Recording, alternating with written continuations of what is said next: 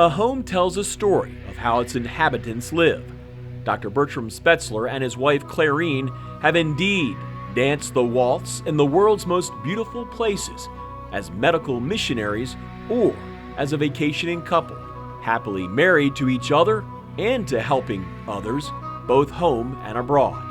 Climbing Africa's Kilimanjaro foreshadowed the highest mountain they climb each day, battling his paralysis from a recent cycling accident.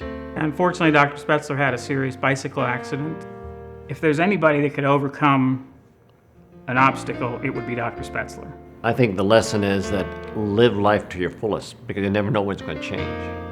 And you don't want to live life with regrets. I have no regrets. I've lived well, I've lived full, I've lived with a mixture of love and adventure, and had I not done that and had this injury occurred, I've looked at things with regret. And I think when you have an opportunity to do something, go for it. Spetzler has persevered, and his example is a triumph to the Roanoke College athletic training students who visit his home on a regular basis to discuss, inspire, learn, and grow in their chosen field.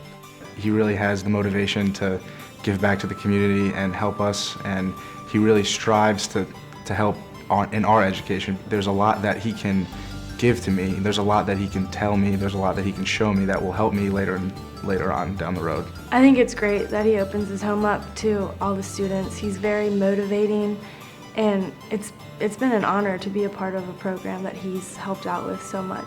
Jim Buriak has watched Dr. Spetzler serve as Roanoke College's team physician and the medical director of the accredited athletic training education program for 30 years. He's been a tremendous asset to our athletic training program, both in working with our athletes. He was accessible all the time. He's very, very knowledgeable. I have great respect for him as an orthopedic surgeon. So he would take in our athletes and evaluate them, try to get them back to play as quickly as he could without risk of re-injury.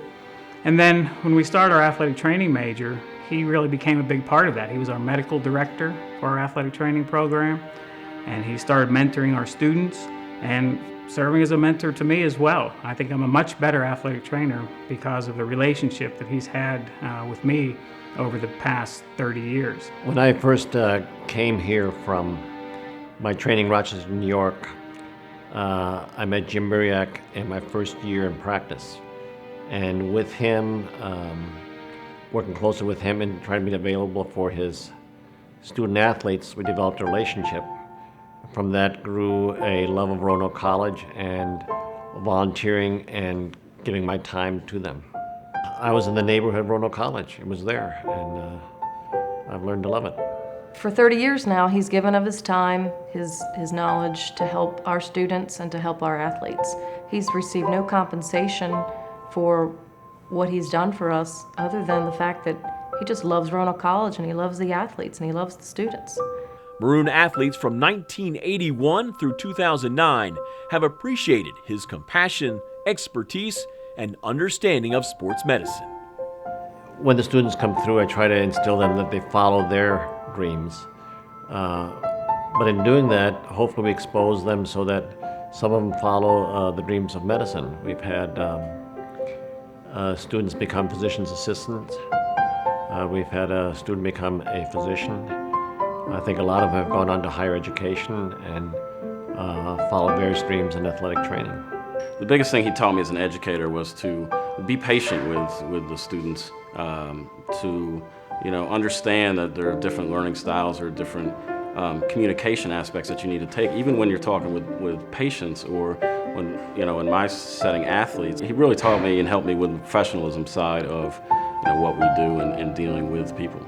Dr. Spetzler not only worked to keep the program accredited, but over the years supervised more than 75 athletic training student interns, providing shadowing opportunities in his office, in surgery, and in the cadaver lab, all done for the love of teaching and the enjoyment of working with young athletes. Anytime we had an injured athlete, I was able to pick up the phone and call, get them an appointment quickly. If I had to discuss an injury with Dr. Spetzler, he was always accessible. He would get on the phone and talk to me about injuries. And when we started our athletic training major, it was just a natural for him to become the medical director of our program. His determination, work ethic, intelligence, and love of community will remain an inspiration and an example for generations of Maroons.